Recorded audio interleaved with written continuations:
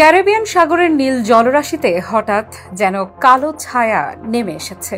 বাতাসে ভাসছে যুদ্ধের গন্ধ, আর দূরে পানির গভীরে অবস্থান করছে ৮টি যুদ্ধজাহাজ, ১,২০০ মিসাইল এবং সাবমেরিন। ভেনেজুয়েলার প্রেসিডেন্ট নিকোলাস মাদুরো বলেন, এটি আমাদের দেশের গত ১০০ বছরের সবচেয়ে বড় হুমকি। মাদুরো সতর্ক করেছেন, মার্কিনিরা শুধু মাদক চোরাচালান রোধ করতে আসছে না, তাদের প্রকৃত লক্ষ্য হল ভেনেজুয়েলার সরকার উৎখাত করা। উপকূল ও সীমান্তে সেনা মোতায়েন করা হয়েছে। সাধারণ মানুষকেও আধা সামরিক বাহিনীতে যোগ দেওয়ার আহ্বান জানিয়েছেন তিনি। যুক্তরাষ্ট্রের অভিযোগ, মাদুরো ও তার সরকার মাদক পাচারের সঙ্গে জড়িত। ট্রাম্প প্রশাসন তাকে সন্ত্রাসী হিসেবে চিহ্নিত করেছে এবং গ্রেফতারের জন্য $৫০ মিলিয়ন পুরস্কার ঘোষণা করেছে।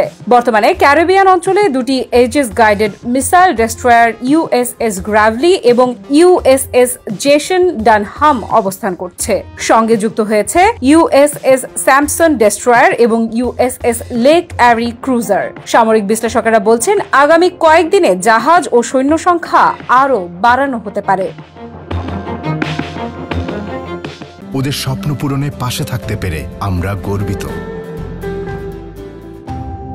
মাদুরো জানিয়েছেন, ভেনেজুয়েলার সেনারা প্রস্তুত, যে কোনো হুমকির বিরুদ্ধে তারা দৃঢ় অবস্থান নেবে। সাধারণ মানুষকেও সক্রিয়ভাবে প্রতিরোধে অংশ নিতে আহ্বান জানিয়েছেন তিনি। সেনারা জানাচ্ছেন, এটি শুধু সামরিক যুদ্ধ নয়, মানসিক যুদ্ধ, যেখানে দেশের মানুষ প্রথম ভুক্তভোগী। যুক্তরাষ্ট্রের এই শক্তি প্রদর্শন দক্ষিণ আমেরিকার রাজনৈতিক ভারসাম্যকে প্রভাবিত করতে পারে। মাদুরোর প্রতিক্রিয়া, সেনা প্রস্তুতি এবং জনগণের অংশগ্রহণ সব মিলিয়ে পরিস্থিতি আরও জটিল।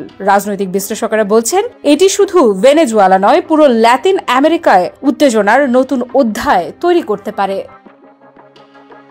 আফ্রিদা ইফরাত, নিউজ 24।